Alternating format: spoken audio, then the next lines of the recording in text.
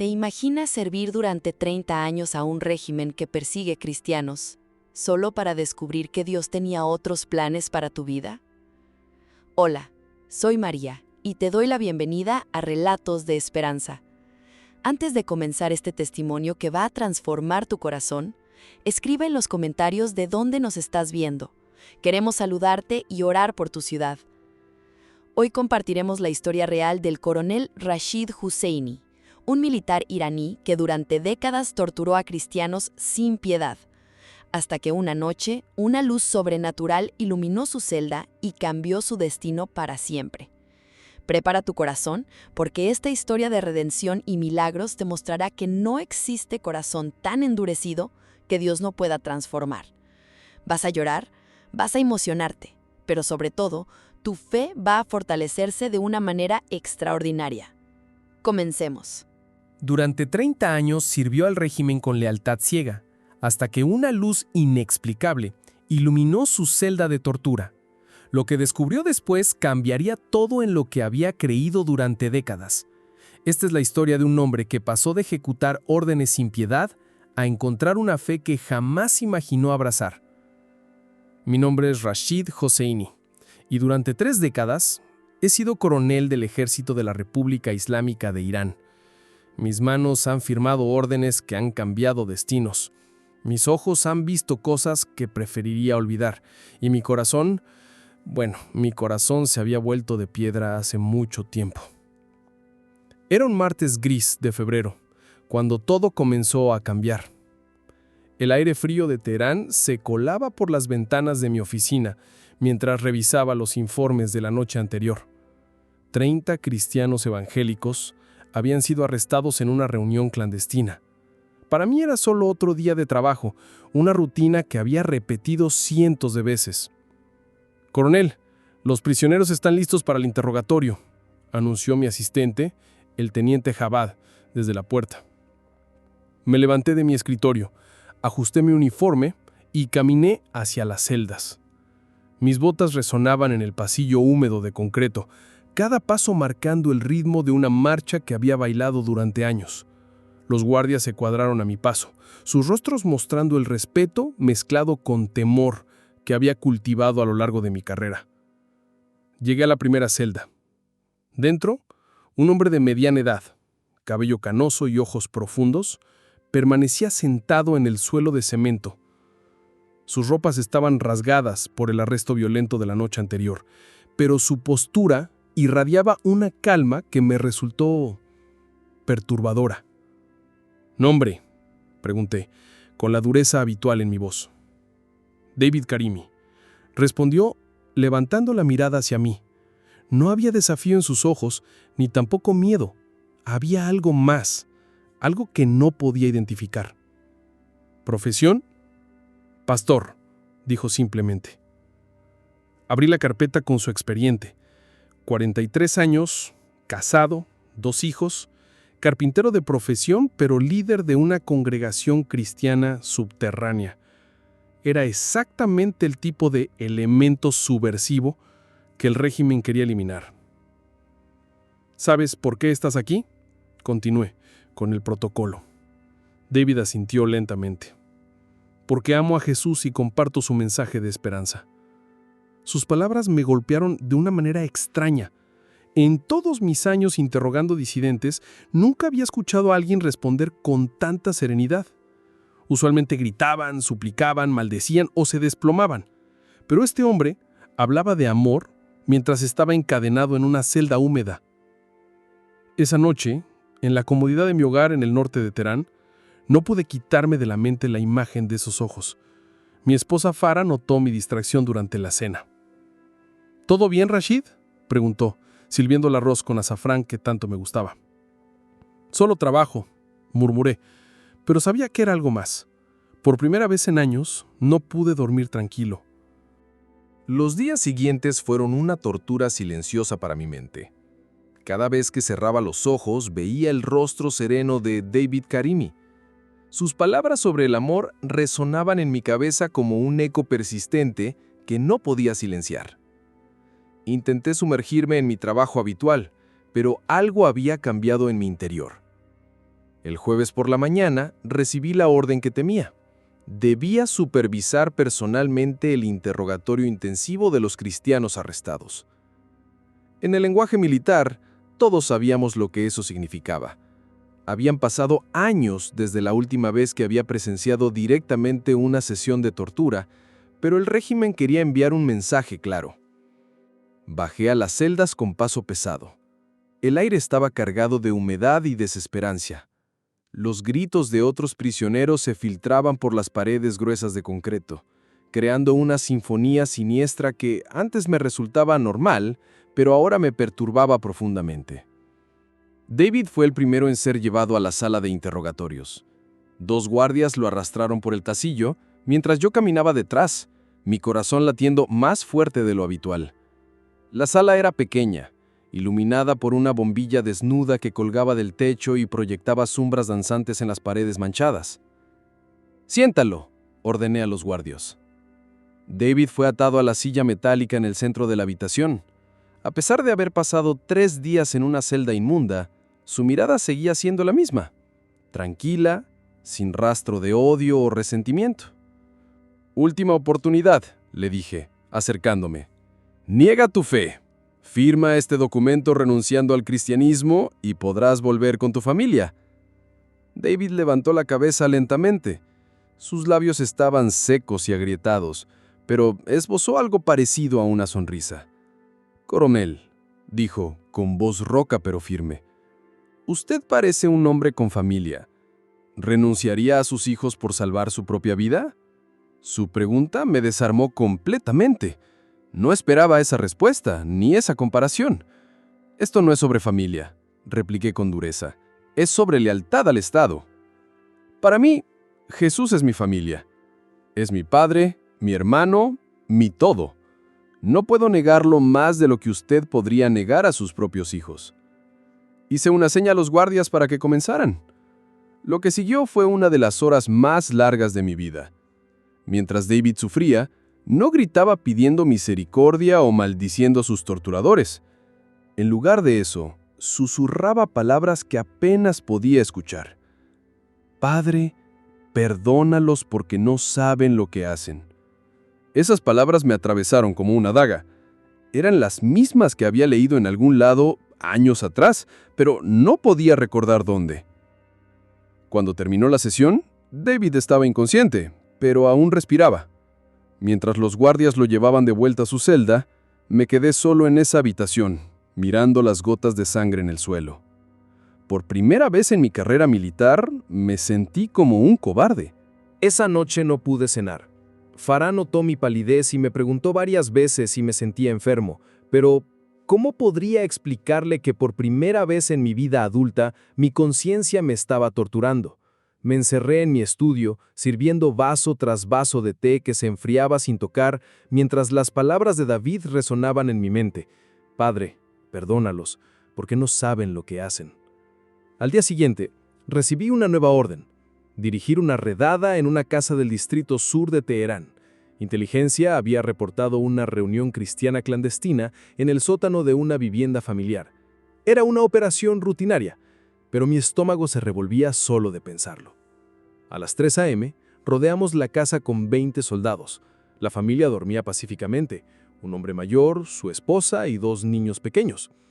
En el sótano encontramos lo que esperábamos: sillas dispuestas en círculo, libros de himnos escritos a mano y, escondida detrás de una tubería, una Biblia de páginas gastadas y esquinas dobladas.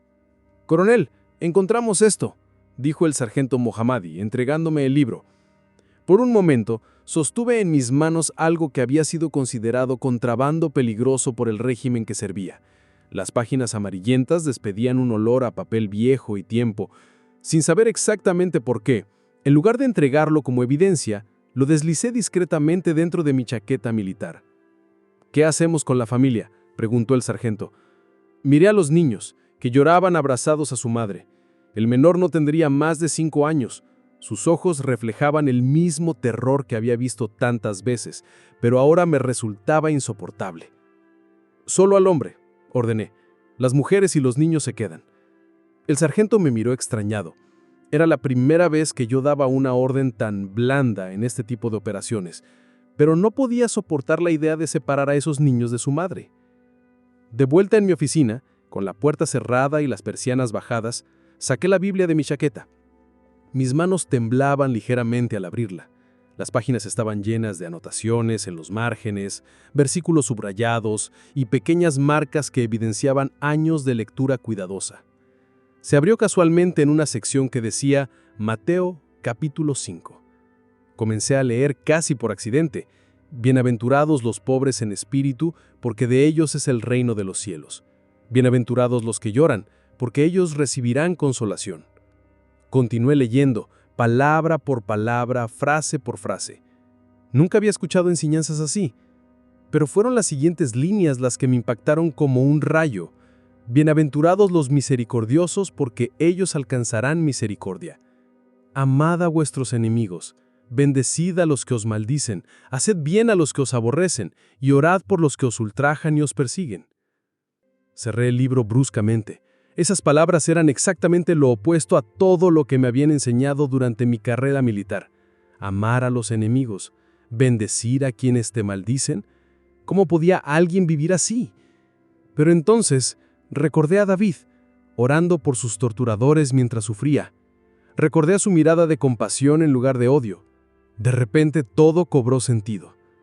Esa noche, por primera vez en décadas, sentí algo que había olvidado que existía. Lágrimas rodando por mis mejillas. Los siguientes días fueron una montaña rusa emocional.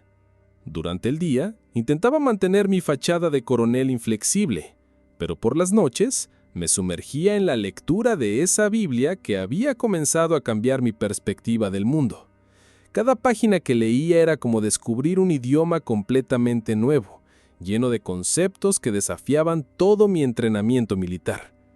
Mi comportamiento empezó a cambiar de maneras sutiles, pero perceptibles. Cuando el teniente Javad me presentó la lista de prisioneros programados para interrogatorio intensivo, vacilé por primera vez en años. ¿Todos son necesarios, coronel?, me atreví a preguntar. Javad me miró con sorpresa. «Son órdenes directas del general Qasemi, señor». Asentí, pero cuando llegué a las celdas, encontré excusas para posponer las sesiones. Que si el equipo médico no estaba disponible, que si necesitábamos más información de inteligencia primero. Mis subordinados notaron mi nueva precaución, pero nadie se atrevía a cuestionarme directamente.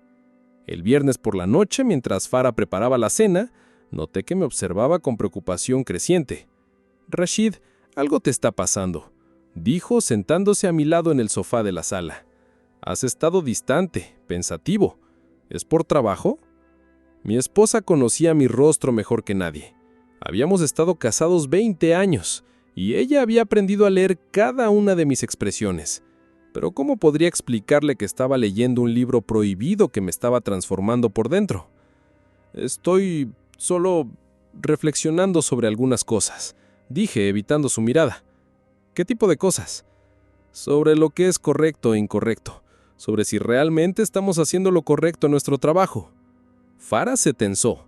Estas eran conversaciones peligrosas en nuestro país, incluso dentro de nuestro propio hogar. «Rashid, esas son preguntas peligrosas para un hombre en tu posición». Tenía razón, por supuesto, pero ya no podía detener los pensamientos que se agolpaban en mi mente. El lunes siguiente, todo empeoró. Durante una reunión de oficiales superiores, el general Qasemi notó mi reciente falta de eficiencia en los interrogatorios. «Coronel Hosseini», dijo con voz cortante, «he notado que los informes de su departamento han sido menos contundentes últimamente. ¿Hay algún problema que deba conocer?» Todos los ojos en la sala se dirigieron hacia mí. Sentí el peso de sus miradas como dagas invisibles. «No, señor, solo he estado siendo más minucioso en nuestros métodos», respondí, manteniendo la voz firme. «La minuciosidad es importante», continuó el general, «pero no a expensas de la efectividad. El régimen espera resultados claros y rápidos». Esa noche, en la soledad de mi estudio, abrí la Biblia en una página al azar.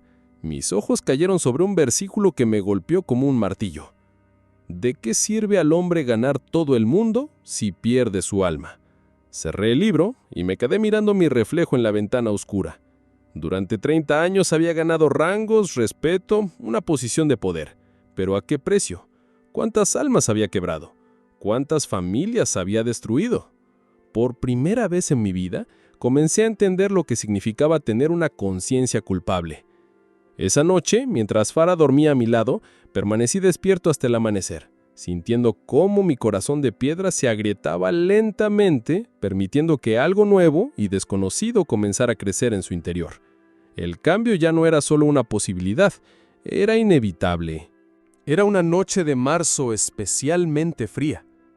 El viento soplaba fuerte contra las ventanas de mi casa, creando un silbido constante que parecía acompañar mi inquietud interior. Farah se había ido a dormir temprano con dolor de cabeza, y yo me encontré solo en mi estudio, enfrentando una vez más esas páginas que habían comenzado a reescribir mi alma. Había llegado a los Evangelios, específicamente al relato de la crucifixión en Mateo. Cada palabra me golpeaba con una fuerza inexplicable. Leí sobre los soldados romanos que clavaron a Jesús en la cruz, sobre cómo se burlaron de él, sobre cómo dividieron sus ropas echando suertes. Me vi reflejado en esos soldados, hombres que simplemente seguían órdenes, sin cuestionar si lo que hacían era correcto. Pero entonces llegué al momento final, cuando Jesús, colgando entre la vida y la muerte, pronunció esas palabras que ya había escuchado de labios de David. Padre, perdónalos, porque no saben lo que hacen. En ese instante, algo inexplicable sucedió en mi estudio. La habitación, que había estado iluminada únicamente por la lámpara de escritorio, de repente se llenó de una luz cálida y dorada que no provenía de ninguna fuente visible. No era la luz eléctrica fría a la que estaba acostumbrado, sino algo vivo, palpitante, que parecía respirar con vida propia. Mi primer impulso fue el miedo. Después de décadas en inteligencia militar, mi mente buscó explicaciones racionales. ¿Un problema eléctrico? ¿Alguien con reflectores fuera de la casa?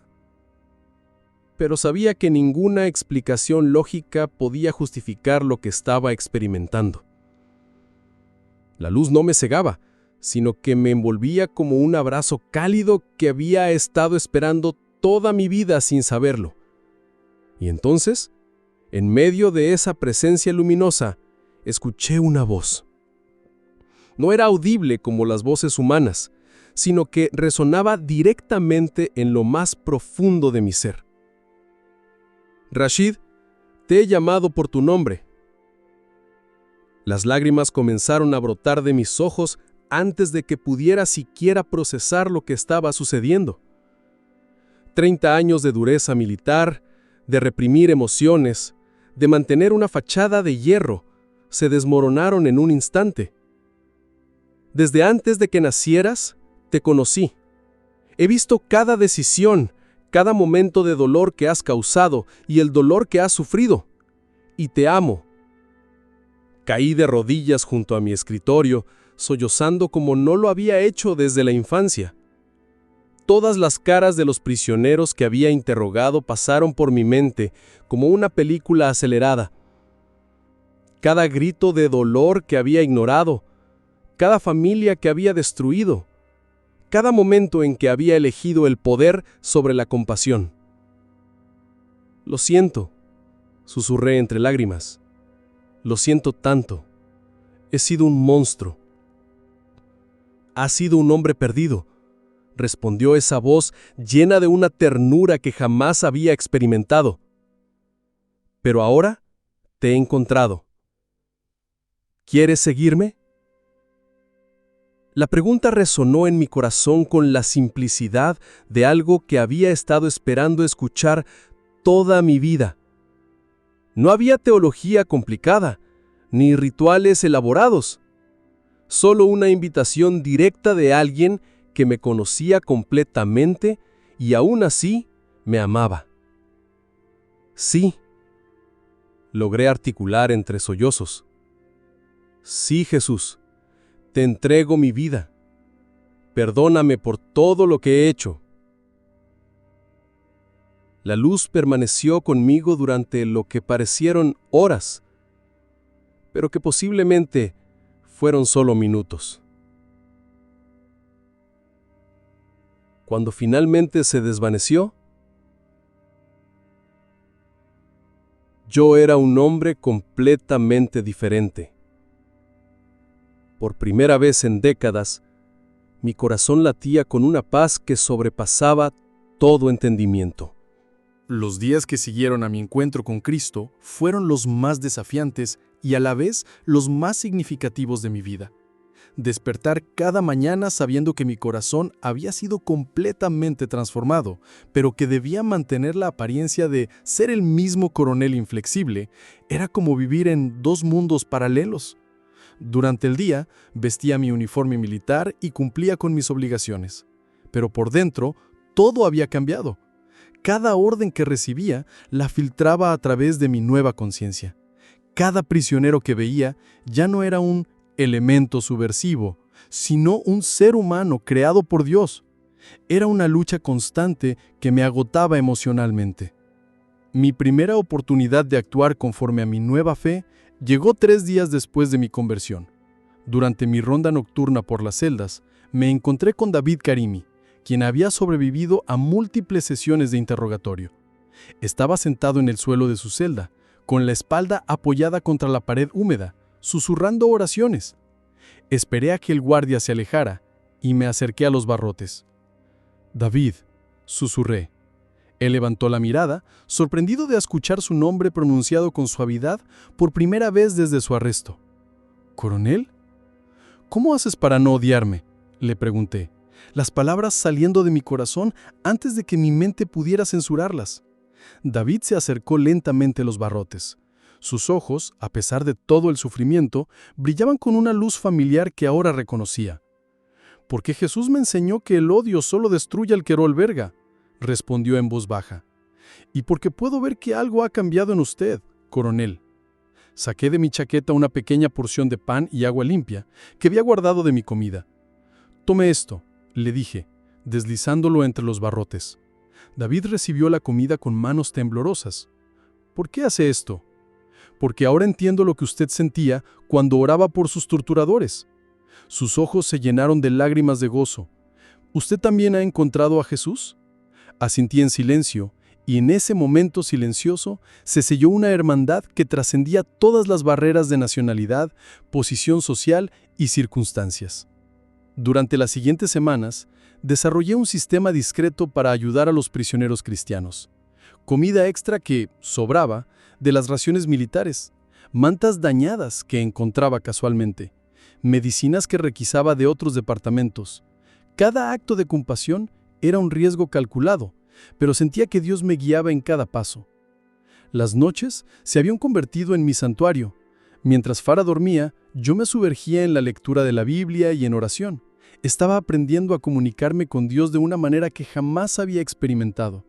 No era la repetición mecánica de oraciones rituales, sino conversaciones íntimas con alguien que se había convertido en mi padre, mi amigo, mi salvador. Una noche, mientras oraba por sabiduría sobre cómo manejar mi situación imposible, sentí claramente que Dios me decía: «Aún no es tiempo de revelar tu fe abiertamente. Hay más vidas que tocar desde donde estás». Y así vivía, coronel durante el día, cristiano las 24 horas, pero expresándolo abiertamente solo en la oscuridad de mi estudio. Pero sabía que esa doble vida no podría durar para siempre.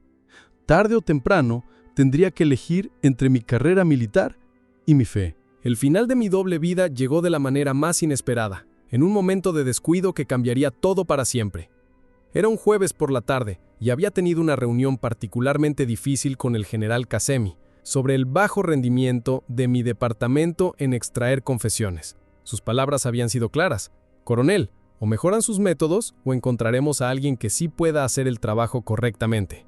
Regresé a mi oficina con el corazón pesado, sintiéndome atrapado entre dos mundos que parecían irreconciliables.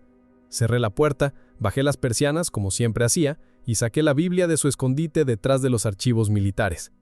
Necesitaba encontrar consuelo en las palabras que se habían convertido en mi refugio. Abrí el libro en los Salmos, específicamente en el Salmo 23. Jehová es mi pastor, nada me faltará.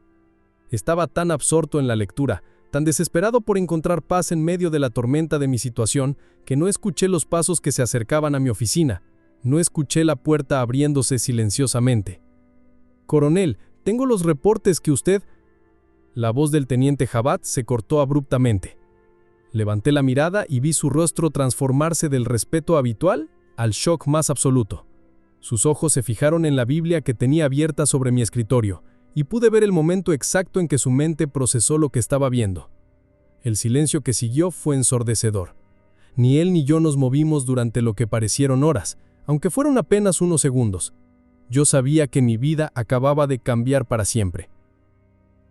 «Coronel», dije finalmente, con voz calmada.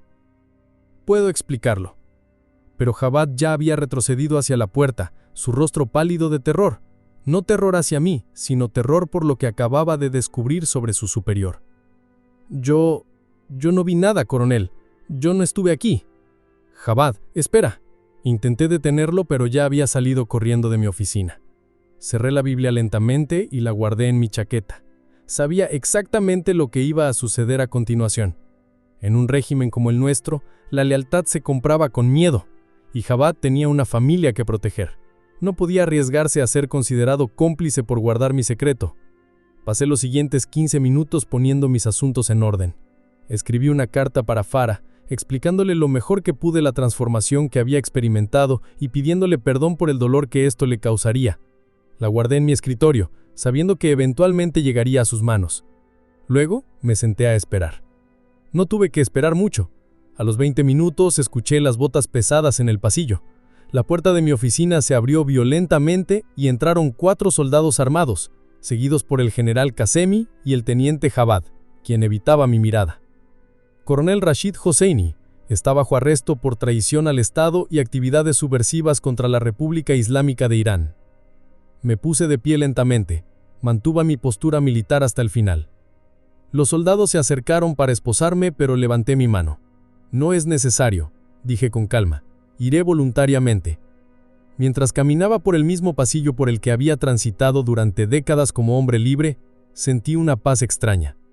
Sabía que estaba caminando hacia el sufrimiento, posiblemente hacia la muerte, pero también sabía que por primera vez en mi vida estaba caminando hacia la verdad. Cuando llegamos a las celdas, la ironía no pasó desapercibida. Me encerraron en la misma celda donde semanas antes había estado David Karimi. La primera noche en esa celda fue la más larga de mi vida. El suelo de concreto frío, las paredes húmedas que goteaban constantemente, el olor a desesperanza que impregnaba cada rincón, todo esto lo conocía, pero experimentarlo desde el otro lado era completamente diferente. Me senté en la misma esquina donde había visto a David tantas veces y por primera vez entendí completamente el valor que había demostrado. No es fácil mantener la fe cuando tu cuerpo está dolorido, cuando tienes hambre, cuando no sabes si verás otro amanecer. Al segundo día llegó lo que sabía que era inevitable. Los mismos soldados que antes recibían mis órdenes vinieron a buscarme para el interrogatorio. Caminé por el pasillo que había recorrido cientos de veces como interrogador, pero ahora mis pasos resonaban con un eco muy diferente. Me llevaron a la misma sala donde había supervisado tantas sesiones de tortura. La bombilla desnuda colgaba del techo, proyectando las mismas sombras danzantes que recordaba. Pero ahora yo era quien estaba siendo atado a esa silla metálica en el centro de la habitación. El coronel que había tomado mi lugar, Mahmoud Shirazi, entró con paso firme. Lo conocía desde hacía años, había sido mi subordinado en varias operaciones. La ironía era abrumadora. «Rashid», dijo usando mi nombre sin rango militar, «esto no tiene que ser difícil. Solo necesitamos que firmes una confesión renunciando a esta locura cristiana y podrás volver con tu familia». Miré sus ojos y vi algo que reconocí inmediatamente. El mismo vacío que yo había tenido durante décadas. La misma frialdad calculada que había cultivado como mecanismo de supervivencia. «No puedo hacer eso, Mahmoud», respondí con voz tranquila.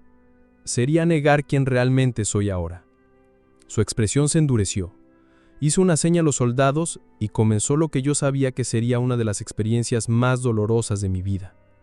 Los métodos que había probado tantas veces ahora se volvían contra mi propio cuerpo. Cada golpe, cada descarga eléctrica, cada momento de dolor físico extremo era algo que yo había autorizado contra otros. La justicia poética de la situación no se me escapaba. Pero algo extraordinario sucedió en medio de ese sufrimiento. En los momentos más intensos del dolor, cuando creía que mi cuerpo no podría resistir más, sentía una presencia junto a mí. Era la misma calidez que había experimentado en mi estudio esa noche de marzo, pero ahora me acompañaba en el valle más oscuro de mi vida.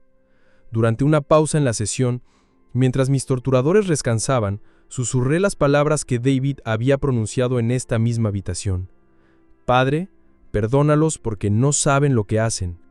Uno de los soldados se detuvo. Era un hombre joven, tal vez de 25 años, que me miraba con una expresión confundida. ¿Por qué ora por nosotros?, preguntó, ignorando las miradas de desaprobación de sus compañeros. Nosotros somos quienes le estamos haciendo daño. Porque ustedes también son hijos de Dios, y porque el odio solo destruye al que lo alberga. Yo lo sé porque viví toda mi vida con ese odio dentro. El joven soldado retrocedió, visiblemente perturbado por mi respuesta. Cuando regresaron a su trabajo, algo había cambiado en la atmósfera de esa habitación. Mi actitud de perdón había plantado semillas de duda en corazones que pensaban estar endurecidos.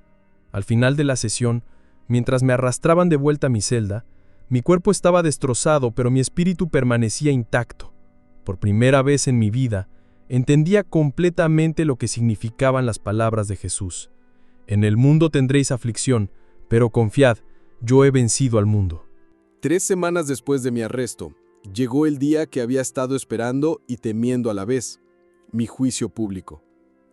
El régimen había decidido hacer de mi caso un ejemplo para disuadir a otros militares de desviarse del camino correcto. Lo que no sabían era que Dios convertiría su intento de humillación en una plataforma para su gloria. Me llevaron a la sala del tribunal con las manos esposadas y vestido con el uniforme de prisionero. La sala estaba llena de oficiales militares, funcionarios del gobierno, periodistas, y en las primeras filas reconocí a varios de mis antiguos subordinados. También vi a Farah, mi esposa, sentada en una esquina, su rostro mostrando una mezcla de dolor, confusión y algo que no podía identificar completamente. El juez, el ayatolá Hosseini, presidía desde su estrado elevado. Su mirada era severa, calculada para intimidar. Había presidido cientos de estos juicios antes. Coronel Rashid Hosseini, comenzó con voz resonante, está acusado de traición al Estado, apostasía del Islam y actividades subversivas contra la República Islámica de Irán. ¿Cómo se declara? Me puse de pie lentamente. Había ensayado este momento en mi mente durante días, pero ahora que estaba aquí, sentí una calma sobrenatural llenando todo mi ser. Su Excelencia, dije con voz clara y firme, me declaro culpable de haber encontrado la verdad. Un murmullo de sorpresa recorrió la sala. El juez golpeó su martillo para restaurar el orden. ¿Admite entonces los cargos en su contra? Admito que mi vida ha sido completamente transformada por Jesucristo. Respondí y pude escuchar jadeos de shock en toda la sala. Admito que ya no puedo servir a un sistema que tortura y mata en nombre de la religión. Admito que he encontrado algo más valioso que mi carrera, mi posición, incluso mi propia vida. El juez se inclinó hacia adelante. ¿Está usted diciendo que renuncia al Islam? Estoy diciendo que he encontrado al Dios verdadero, y Él tiene un nombre, Jesús. El silencio que siguió era tan profundo que se podía escuchar cada respiración en esa sala abarrotada. Durante 30 años, continué, mi voz ganando fuerza, serví a este régimen creyendo que estaba sirviendo a Dios. Torturé, humillé, destruí familias, todo en nombre de una supuesta justicia divina. Pero una noche, el verdadero Dios me encontró.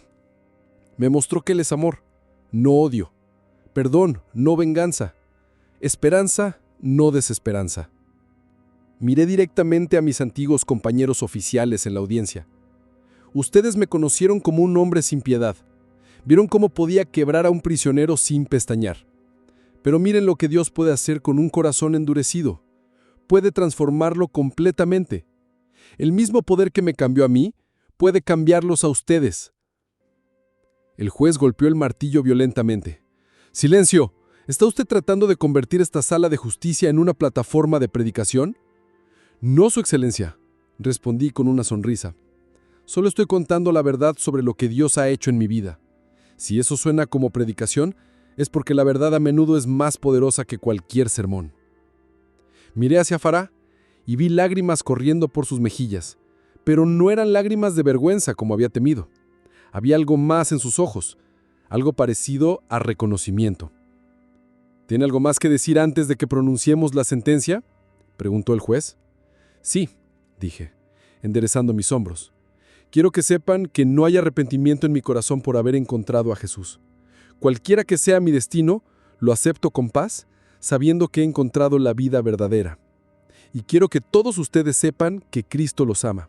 Aún ahora, aún aquí. Él puede transformar sus corazones como transformó el mío. El veredicto fue rápido e inevitable. Pena de muerte por traición y apostasía. Cuando lo pronunciaron, sentí una paz que sobrepasaba todo entendimiento llenar completamente mi ser. Mi ejecución estaba programada para el amanecer del viernes siguiente.